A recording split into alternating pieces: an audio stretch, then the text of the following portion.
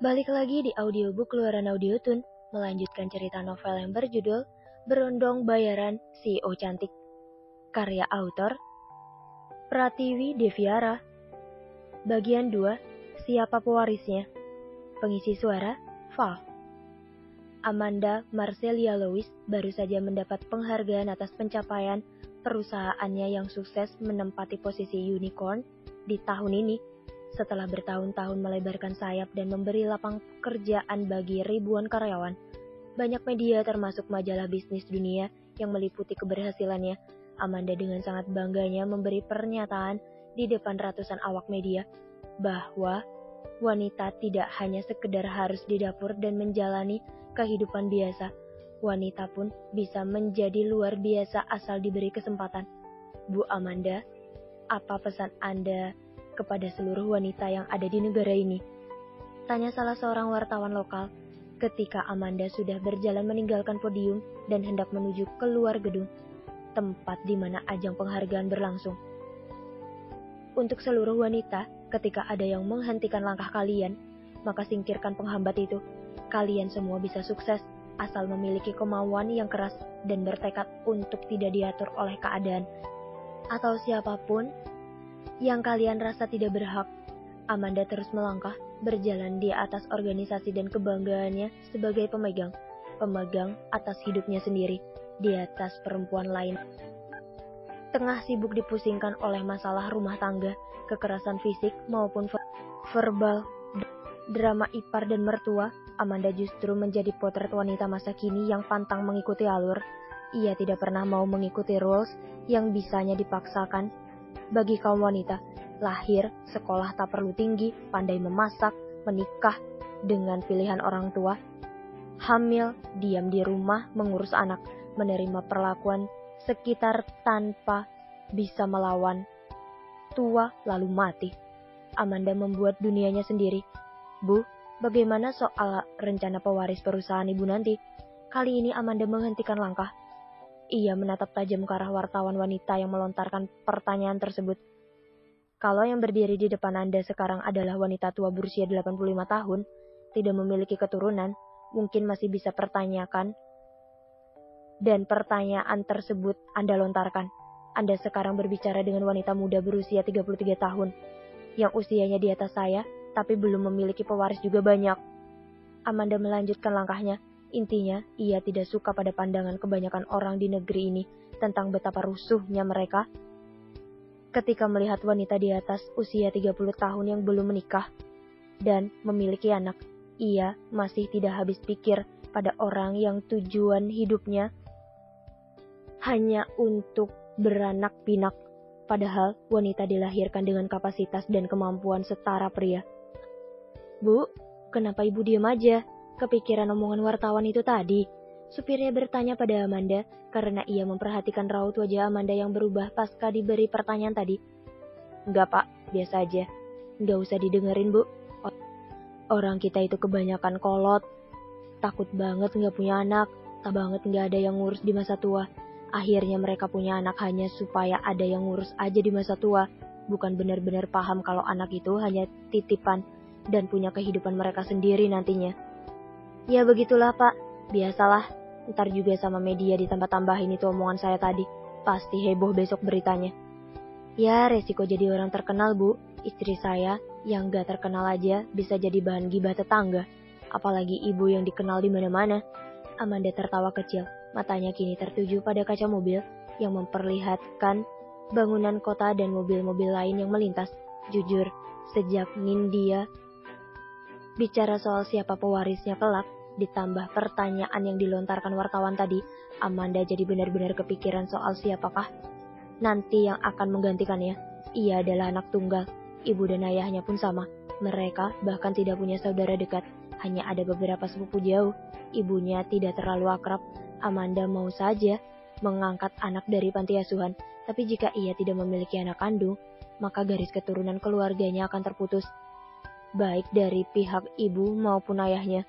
Mau tidak mau, ia harus memiliki anak dari rahimnya sendiri. Tetapi ia sendiri enggan menikah. Ia tak ingin terkait dengan siapapun dan dengan aturan apapun. Ia tidak ingin tunduk dan menurut pada orang lain. apalagi seseorang itu baru saja hadir dalam hidupnya. Dan lagi pula hidupnya kini sangat tenang. Ia memiliki kebebasan finansial dan juga waktu banyak untuk memanjakan dirinya sendiri. Belum tentu pada saat menikah nanti, semua akan sama seperti ini.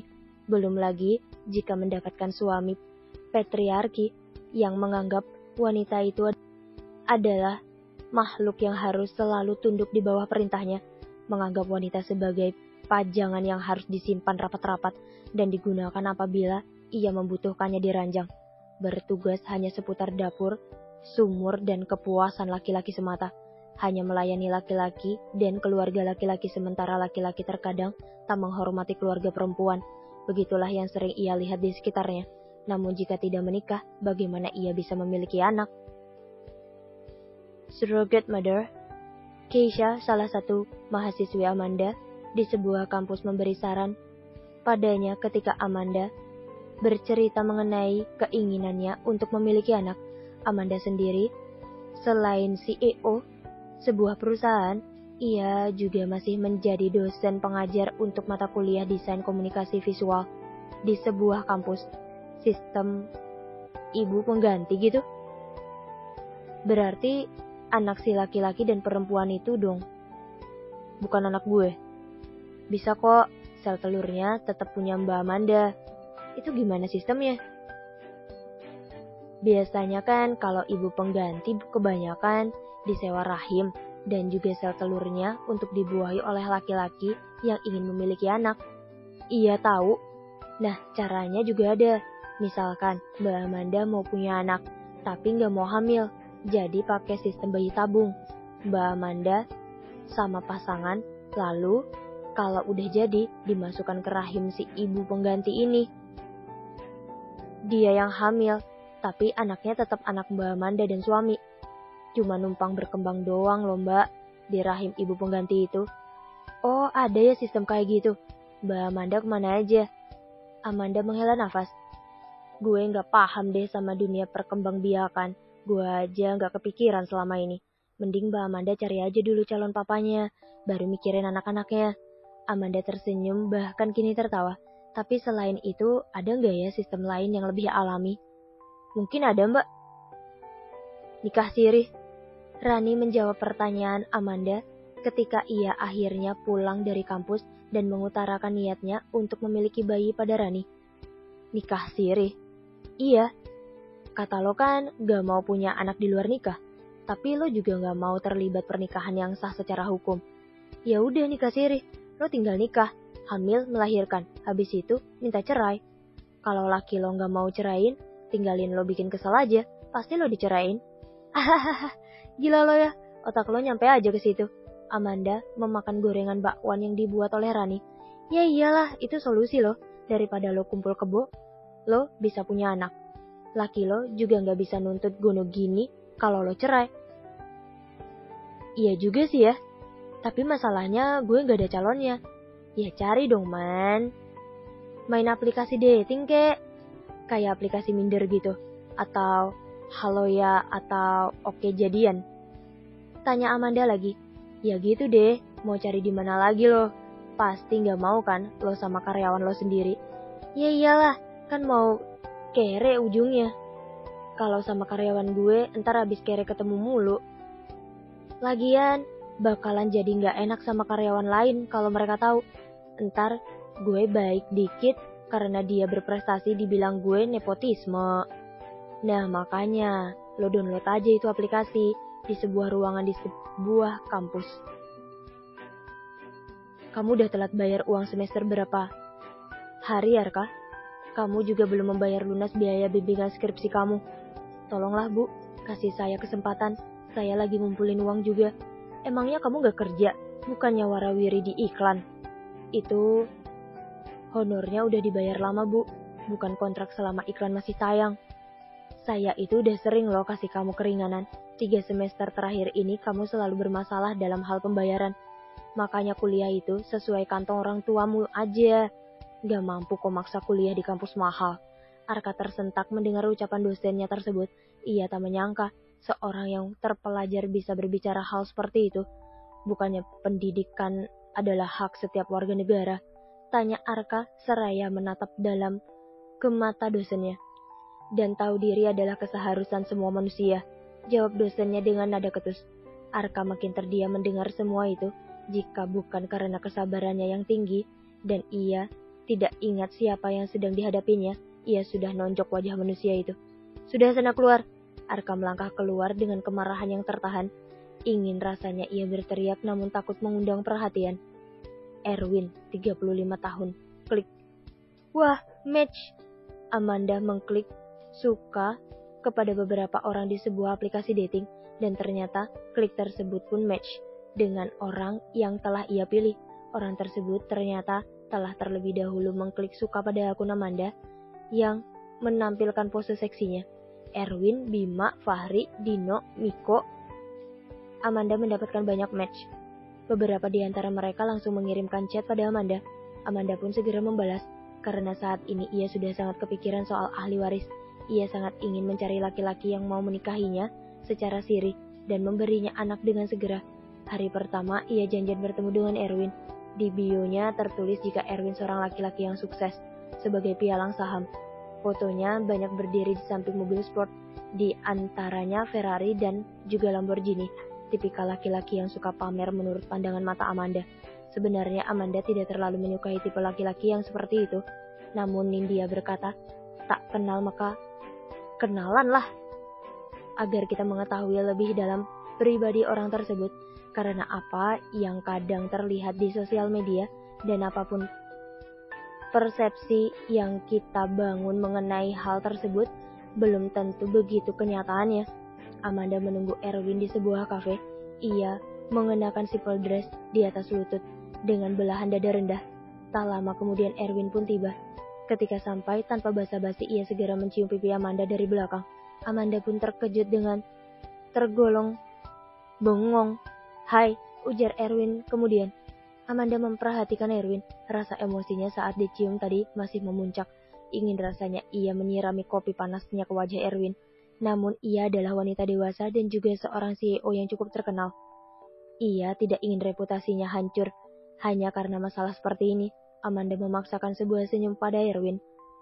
Erwin sendiri adalah tipikal eksekutif yang cukup arogan, terlihat dari caranya berbicara serta menjelaskan sesuatu di sepanjang percakapan. Ia selalu bersikap sok paling tahu segalanya, apalagi saat membicarakan bisnis. Amanda yang juga memiliki sifat keras merasa tak cocok dengan tipe laki-laki seperti itu. Bagaimana? Apa kita akan lanjut ketemu? Tanya Erwin ketika mereka melanjutkan obrolan di dalam mobil dan berjalan-jalan mengitari kota Jakarta. Sejujurnya, sudah sejak di dalam kafe tadi, Amanda ingin menyudahi semua ini. Ia memberitahukan segalanya kepada Rani, tapi Rani bilang coba lagi saja. Jangan menyerah dulu. Amanda pun akhirnya menuruti ucapan sahabatnya itu. Ia mau saja saat Erwin mengajaknya berjalan-jalan dengan Aston Martin miliknya. I don't know, jawab Amanda. Loh, kenapa? Tangan kiri Erwin mulai mengelus-elus paha Amanda. Amanda yang terkejut pun menepisnya. Kenapa sih sayang? Erwin menghentikan mobilnya, lalu secara serta-merta memaksa hendak mencium bibir Amanda. Amanda pun memberontak dan satu tonjokan keras mengenai mata Erwin. Ah! Erwin mengadu kesakitan. Amanda lalu keluar dari mobil Erwin dan membanting pintu. Ia pun lalu menghubungi Rani. Gue gak mau sama ini laki-laki. Loh kenapa? Tanya Rani. Belum apa-apa udah mesum. Jijik gue. Dia pikir gue ini cabe-cabean yang silau ngeliat harta dia. Yang mau-maunya aja dia apa-apain sama cowok kayak dia demi duit. Gue punya duit sendiri anjir. Amanda kemudian dijemput oleh supirnya. Ia sudah tidak tahu di mana Erwin berada kini. Butuh 7 hari bagi Rani dan juga Nindya untuk membujuk Amanda agar mau berkencan lagi dengan pria lain. Mereka tak ingin usaha Amanda kali ini sia-sia. Amanda pun lanjut bertemu dengan Bima. Mereka janjian di kafe yang sama karena Amanda malas mencari tempat lain. Ia bertekad tak mau lagi jika diajak berjalan-jalan dengan menggunakan mobil. Ia hanya ingin di dalam kafe itu saja. Ya nggak mau. Aku kalau nikah sama kamu harus berhenti kerja. Kalau kamu kerja, nanti siapa yang ngurus anak-anak? Yang masak dan beresin rumah siapa? Percuma dong aku nikah kalau istri nggak bisa ngurus segala keperluan aku. Amanda pura-pura ke toilet Ketika akhirnya mereka beradu argumen soal wanita yang bekerja setelah menikah, ia lalu pergi meninggalkan Bima dan memblokir namanya di kontak. Loh, kenapa lagi? Kali ini Nindya yang bertanya di dalam conference call bersama Rani. Ya belum apa-apa udah ngatur gue dan maksa minta berhenti kerja. Enak aja. Emang dia tahu rasanya membangun perusahaan itu lelahnya kayak apa? Terus setelah nikah hilang gitu aja. Cowok patriarki gitu, muak banget gue ngelihatnya. Dari awal chat udah ngatur-ngatur gue. Kenapa belum pulang jam segini? Perempuan gak baik jam segini masih di luar. Padahal gue di dalam kantor bukan di luar. Dan itu posisi abis meeting. Belum lagi dikit-dikit minta fotoin gue sama siapa aja. Ngelihat ada karyawan laki-laki duduk dekat gue langsung ngamuk. Pengen banget gue sliding palanya. Ya udah cari yang lain. Jangan yang kayak gitu. Pokoknya kalau nikah nanti, kita tinggal di rumah orang tua aku. Supaya aku bisa berbakti sama ibu aku. Fahri sang pengusaha saffron yang ditemui Amanda di hari berikutnya memberikan syarat jika Amanda ingin menikah dengannya. Yakni ia tidak ingin tinggal terpisah dari ibunya. Aku mau tanya, ibu kamu usianya berapa? 60 tahun. Ibu kamu dalam keadaan sakit. Kamu nyumpahin ibu aku? Gak gitu. Bedakan pertanyaan dan menyumpahi. Enggak kok, masih sehat banget. Masih ikut arisan sana-sini. Jalan-jalan naik motor nyetir mobil. Aku mau kok ngurusin masa tuanya ibu kamu nanti. Yang aku gak mau adalah tinggal di rumah mertua. Ibu kamu kan masih sehat. Ya gak bisa gitu dong. Gimana mau berbakti sama ibu kalau kita gak tinggal di sana? Saudara aku aja 5 orang udah menikah semua, masih tinggal sama-sama. Fahri itu namanya nyusahin, bukan berbakti.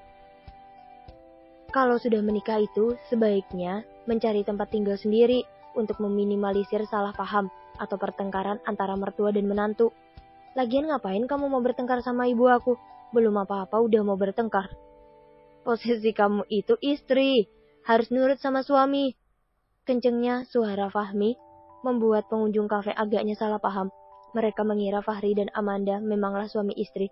Dan saat di tengah bertengkar, bukan itu. Terus kenapa gak mau tinggal sama orang tua aku? Iya gue gak mau, bodo amat. Ya udah kalau gak mau. Perempuan kayak kamu itu yang suka memisahkan anak dari keluarganya. Laki-laki kayak lo goblok. Fahri beranjak, namun sebelum ia bergerak, Amanda sudah mendahulinya. Ia kini menelpon Rani dan Nindya. Skip, yang ini maunya diketek emaknya mulu. Modelan kayak gini nih, kalau misalnya gue digibahin mertua, dia diem aja, gak bakal membela. Yang ada gue digebukin. Hari-hari berikutnya Amanda bertemu dengan beberapa orang lagi yang dikenalnya melalui aplikasi.